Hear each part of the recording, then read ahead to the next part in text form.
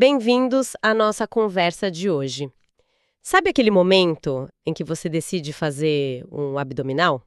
Parece simples, né? Você pensa e o corpo obedece. Exato. Mas já parou para pensar em como exatamente o seu cérebro consegue dar a ordem para aquele músculo específico e não para o do lado? É uma ótima forma de colocar a questão. Hoje, com base num documento anatômico bem detalhado que a gente recebeu, vamos fazer exatamente isso. Seguir o fio que leva essa mensagem, desde a central de comando na coluna até a fibra muscular lá no abdômen. E é uma ótima analogia, porque não é um fio só, né? É uma rede elétrica complexa. Nossa missão aqui é mapear essa fiação. Mapear a fiação, gostei. A gente vai desvendar a origem desses nervos, a estrada que eles percorrem por dentro do corpo e como eles se tornam, assim, os maestros de uma orquestra de músculos que nos permite dobrar, girar, manter a postura. O fascinante é ver a engenharia por trás de um ato que a gente considera banal. Exato, a engenharia por trás do movimento. Então vamos começar pela fonte de energia. Segundo o material, tudo começa na medula espinhal, que fica ali protegida dentro da nossa coluna. Ela funciona como a caixa de força principal da casa. Exatamente. A fonte detalha que a medula é segmentada, como se fosse uma pilha de anéis, sabe? E de cada anel sai um par de nervos. Para a parede do abdômen, os que realmente importam são os que saem entre a 7ª e a 11ª vértebras torácicas. Certo, T7 e a T11. Esses nomes parecem algo para decorar para uma prova. Mas qual a importância prática disso? Por que saber esses números específicos? Porque na prática clínica esse é um mapa. Se um paciente chega no hospital depois de um acidente e relata que não sente nada numa faixa específica da barriga, o médico consegue ter uma ideia muito precisa de qual altura da coluna pode ter sido lesionada. Ah, entendi. Cada um desses nervos, T7, T8 e T9, é responsável por uma listra horizontal de sensibilidade no tronco. É tipo um painel de diagnóstico impresso direto na nossa pele. O documento ainda menciona os nervos T12 e L1, que são os que vêm logo abaixo, mostrando que essa fiação continua para a região pélvica. Entendi. Então não são só nomes, são coordenadas. Ok, então os nervos saem da coluna, mas o abdômen é um lugar muito movimentado, cheio de músculos se contraindo, órgãos funcionando. Como esses cabos chegam ao seu destino, lá na frente, sem serem esmagados ou danificados no meio do caminho? Essa é a parte genial do projeto. O documento descreve que eles não correm de qualquer jeito. Eles passam por um corredor muito específico, um plano anatômico localizado entre dois músculos, o oblíquo interno e o transverso do abdômen. Espera, entre dois músculos? Isso não parece arriscado. Um músculo se contraindo contra o outro poderia, sei lá, esmagar o nervo que está no meio. À primeira vista, sim, mas a localização é perfeita. Pensa assim, esses dois músculos precisam deslizar um sobre o outro quando a gente gira o tronco, né? Certo. Colocar os nervos ali é como passar um cabo por dentro de um rolamento. Eles ficam protegidos do atrito e da compressão externa e, ao mesmo tempo, acompanham o movimento sem serem esticados ou pinçados. Qualquer outro lugar, seja mais superficial ou mais profundo, seria muito mais vulnerável a danos durante um simples movimento de torção para pegar algo no banco de trás do carro. Nossa, é uma solução de engenharia muito elegante. A natureza encontrou o sanduíche perfeito para proteger essa fiação. Exatamente. E essa fiação tem um propósito duplo, certo? O material fala sobre ramos cutâneos. Cutâneo vem de cutis, pele. Então, são as terminações que chegam até a superfície. É por isso que a gente sente um arrepio ou o toque de uma roupa. Exatamente por isso. O nervo que sai da medula se divide. Uma parte dele é o ramo motor, que vai para o músculo e diz contraia. A outra parte continua a viagem, atravessa os músculos, a gordura e termina na pele. É o ramo cutâneo sensitivo. Ah! Ele faz o caminho inverso, coleta informações do mundo exterior, toque, pressão, temperatura, dor e as envia de volta para a medula. Isso é incrível. Então é uma via de mão dupla no mesmo sistema. Mas me diz uma coisa. Se o mesmo nervo principal lida com o sinal de contraia o músculo e o sinal de algo está tocando a pele, como o sistema não confunde as coisas? Não pode gerar um tipo de curto-circuito? É uma pergunta excelente e a resposta está na especialização das fibras nervosas. Dentro daquele cabo principal, que é o nervo, existem milhares de fios menores, as fibras. Certo. Algumas são projetadas apenas para levar comandos de movimento, do cérebro para o músculo. Outras são projetadas exclusivamente para levar informações sensoriais, da pele para o cérebro. Elas viajam juntas no mesmo nervo, mas são como pistas de uma rodovia com tráfego em direções opostas. Não há confusão. Cada uma tem seu destino e sua função. Uau!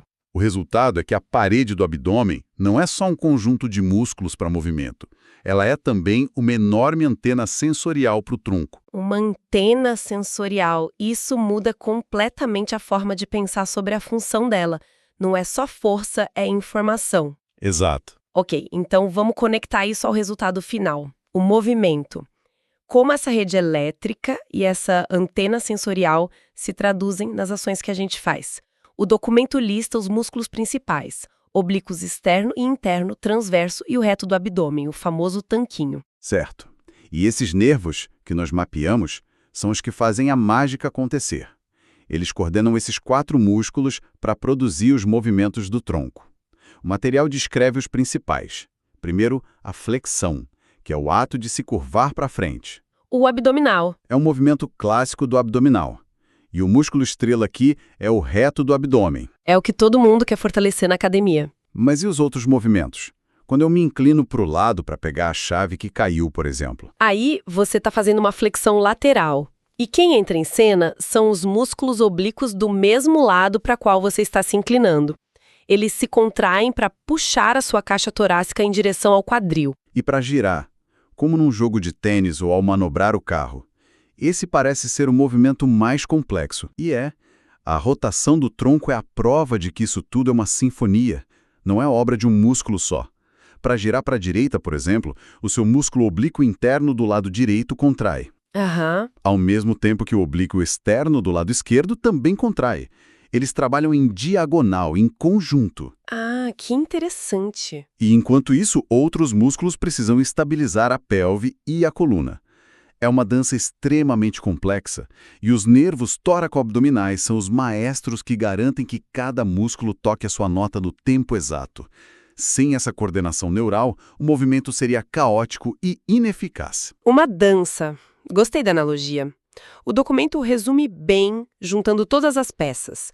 Os músculos, a bainha que os envolve como uma embalagem, os vasos sanguíneos que os alimentam e, claro, os nervos que comandam tudo. É um verdadeiro ecossistema. Sem dúvida. E entender cada detalhe disso, a origem de um músculo, onde ele se insere, qual nervo específico o controla, parece um volume de informação gigantesco. Para um estudante de medicina ou fisioterapia, por exemplo, a precisão aqui é tudo. Não tem espaço para "eu acho que é por aqui". Nenhuma. E a única forma de dominar esse volume de informação é através da repetição e da aplicação. Você não aprende anatomia lendo uma vez. Você aprende desenhando, apalpando, respondendo a perguntas, vendo casos clínicos. É um processo de construção contínua. E lidar com essa densidade de conhecimento exige as ferramentas certas para organizar, memorizar e, o mais importante, testar o que você sabe. Falando nisso, ter a ferramenta certa faz toda a diferença.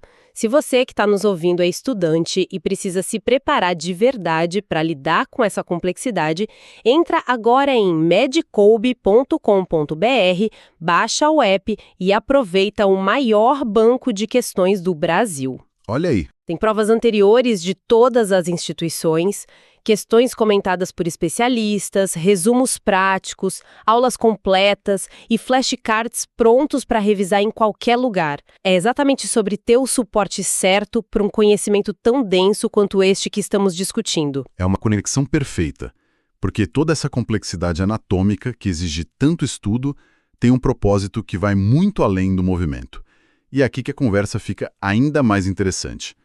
O documento termina apontando para a relevância clínica de tudo isso, ao mencionar uma estrutura chamada canal inguinal. Canal inguinal. Um nome que muitas pessoas já ouviram, geralmente associado a problemas. Certo, o material descreve como uma passagem importante, que é formada por esses mesmos músculos que a gente acabou de discutir.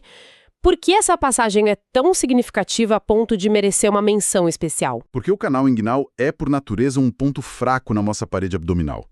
Pense na parede como um muro de tijolos. O canal inguinal é como um túnel que foi necessário construir através desse muro para permitir a passagem de cabos e canos. Entendi. Nos homens, por exemplo, é por onde passa o cordão espermático, que leva estruturas para o testículo. Ah, então é uma abertura necessária, mas que compromete a integridade da parede. Como um portão num castelo. É o ponto mais provável de ser invadido. Exatamente essa analogia. E essa invasão é o que chamamos de hérnia inguinal. Acontece quando parte do conteúdo de dentro do abdômen, como um pedaço do intestino, aproveita essa fraqueza e se projeta para fora através do canal. Nossa! É por isso que entender a anatomia dos músculos oblíquos e do transverso, que formam o teto e o assoalho desse canal, é fundamental. Então, quando um cirurgião vai corrigir uma hérnia, ele não está só empurrando o conteúdo de volta. Ele precisa, na verdade, reconstruir e reforçar essa parede, respeitando toda a fiação nervosa que passa por ali. Precisamente. E esse é um ponto crítico. Um dos nervos que faz parte dessa rede, o nervo ilioinguinal, passa exatamente por essa região. Se ele for danificado ou aprisionado na sutura durante a cirurgia de hérnia, o paciente pode desenvolver dor crônica, uma complicação terrível. Que sério?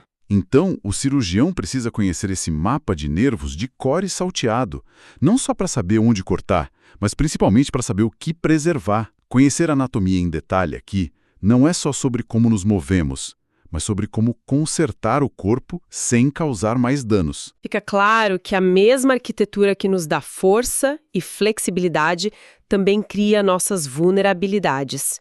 É um projeto de engenharia biológica com funcionalidades incríveis, mas também com alguns pontos fracos de fábrica, por assim dizer.